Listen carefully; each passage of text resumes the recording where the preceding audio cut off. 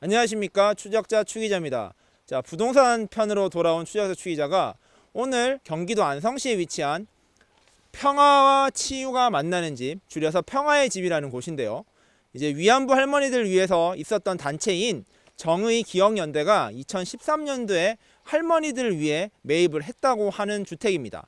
현재 문제가 무엇이냐면은, 첫 번째 문제로는 이제 해당 주택을 좀 비싸게 구입했다는 논란이 있습니다. 두 번째로 해당 주택을 2020년 4월에 4억 2천만 원에 다시 되팔았다고 해요. 7억 5천만 원이란 가격에 매입한 것 자체도 비싼데 그걸 무려 3억 이상이나 싼 가격에 되팔아서 지금 논란이 되고 있습니다. 왜 이 주택이 그렇게 비싸게 샀어야 되는지, 그리고 왜 그렇게 싸게 팔았어야 되는지 해당 주택을 직접 살펴보면서 그 이유를 한번 찾아보도록 하겠습니다. 가보시죠. 해당 주택 주변에는 보시면 의외로 좋은 주택이 몇 개 있는 것 같아요. 해당 주택은 그 중에서 좀 좋은 편이라고 합니다. 겉에서 이렇게만 볼 수밖에 없겠지만 이렇게만 봐도 굉장히 잘 지어진 건물이라는 느낌은 확실히 듭니다. 주변에 보시면 이런 조경들, 그리고 돌담들, 이런 것까지 포함해 가지고 그렇게 비용이 많이 들었다고 해요. 근데 여기 왼쪽으로 보시면은 물도 있고요, 그 다음에 정원도 있어요. 정자 같은 거죠. 그런 것도 있고, 제가 저 뒤로 돌아봤는데 뒤에는 무슨 창고 같은 것도 하나 있더라고요. 그런 거 보면은 뭐 굉장히 잘 지어진 느낌의 건물인 것 같습니다. 이제 논란 중에 하나가 이것을 펜션으로 운영했다라는 말이 있는데요. 제가 언뜻 보더라도 잘 지어진 펜션이라고 해도 믿을 수 있을 것 같고요. 근데 건물 입구에만 평화와 치유가 만나는 집이라고 적혀 있지, 이 내부 어디에도 그런 분들을 위한 조그만 동상이라든지 조그만 표식 같은 거라도 있었다면은 훨씬 이 공간의 의미나 가치가 조금 더 돋보이지 않을까라는 생각이 듭니다.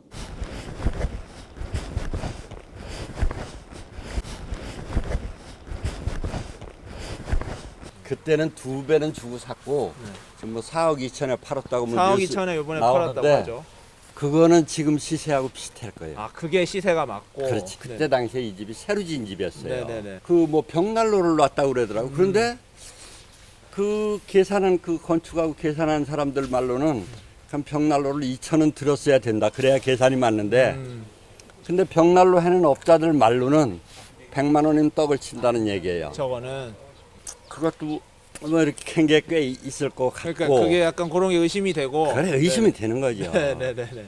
우리 상식적으로 이렇게 생각을 할 때 7년 전에는 2배는 비싸게 주고 산 거죠. 위치는 그냥 개인이 와서 별장으로 살기는 좋지만 네네.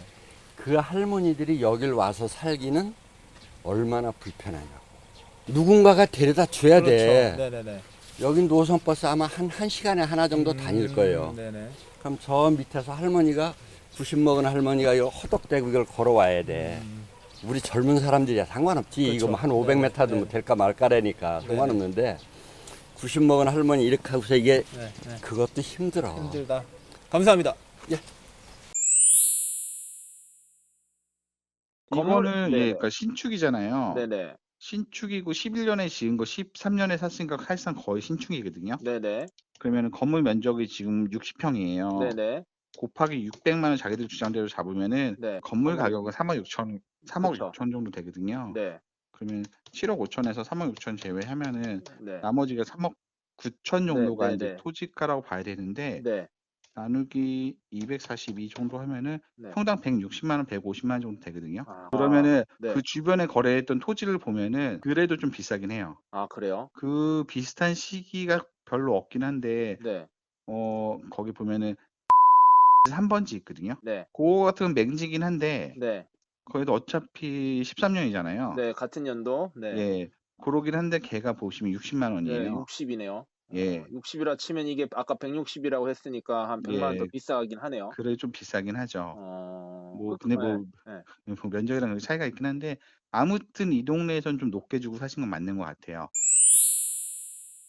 전문가들의 의견과 저의 식견을 종합해 봤을 때 해당 매물이 왜 7억 5천 주변 시세보다 2배 비싼 가격에 거래됐는지에 대한 가설은 3가지로 제시할 수 있습니다. 첫 번째, 눈탱이를 맞았다. 가장 먼저 제기할 수 있는 것은 해당 매물을 그냥 잘 몰라서 비싸게 샀다는 겁니다. 뭐 물론 이제 딱 왔을 때 보시면 삐까번쩍 하잖아요. 우와 좋아 보여요. 그때는 주변에 신축 건물도 없었어요. 그럼 좋아 보이니까 그 정도 가격이면 사도 되겠다는 생각을 했다는 거죠. 왜냐? 예산이 10억이 있으니까요. 그런 측면에서 그 금액을 가지고 투자할 때를 찾다가 여기가 딱 눈에 맞지 않았나. 그러다 보니까 콩깍지가 씌어서 눈탱이를 맞았다라는 게 첫 번째 가설입니다. 두 번째 뭐였죠? 희소성에 반했다. 보통 이 주변을 저희들이 분석해본 결과 토지 거래가 그 당시에 많이 일어났습니다. 토지 거래가 이루어졌고 그 토지에다가 단독 건물을 지은 경우가 굉장히 많았습니다. 무슨 말이냐고 하면은 여기에 이제 워낙 입지가 좋다 보니까 땅을 사서 자기가 살 집을 짓는다는 식으로 거래가 됐다는 거죠. 해당 거래 같은 경우에도 신축 건물이 지어진 상태에서 그거와 함께 거래된 경우인데 이런 경우는 주변에서 찾아보기가 힘들어요. 이런 매물을 찾는 것 자체가 귀했습니다. 그랬다 보니까 해당 매물이 조금 비싸더라도 주변에 좋은 환경을 갖고 있는 해당 매물을 사야겠다는 판단이 들지 않았을까. 이런 가정이 가능한 부분입니다. 세 번째, D가 구리다. 결국엔 뭐 야당에서도 주장하고 있는 업 계약서다라는 말이 있는 거죠. 그러니까 7억 5천이라는 게 시세 대비 2배나 비싼 가격에 거래할 이유가 암만 따져봐도 없기 때문에 7억 5천에 거래를 하고 뒤에 우리가 알지 못하는 뭐가 있을 것이다 라는 지점이 있는 부분입니다. 제가 봤을 때 이렇게 세 가지 정도로 분석이 가능해요. 그렇지만 전문가들의 의견을 아무리 모아봐도 어떻게 특정을 지어서 말하기는 조금 어려운 부분이 있다고 합니다. 왜냐하면은 단독주택 같은 경우에는 아파트와 달리 굉장히 거래 매물이 적고 그 개별 물건마다의 특징이 너무 강하기 때문에 해당 매물이 어떤 이유로 거래되었는지 그리고 제 가설이 아닌 또 다른 이유로 거래가 되었는지는 사실 정확하게 확인하기가 어렵습니다. 뭐 열린 결말이어서 좀 죄송하긴 하지만 해당 매물을 직접 살펴본 것만 해도 충분히 의미가 있었지 않나 싶습니다. 한번 시청자 여러분께서도 해당 주택을 이렇게 살펴보시고 과연 그 가격이 합리적일까? 어떤 이유로 거래가 됐을까? 한번 추정을 해보시는 것도 재미있을 것 같습니다. 이상 추적자 추기자였습니다. 추적!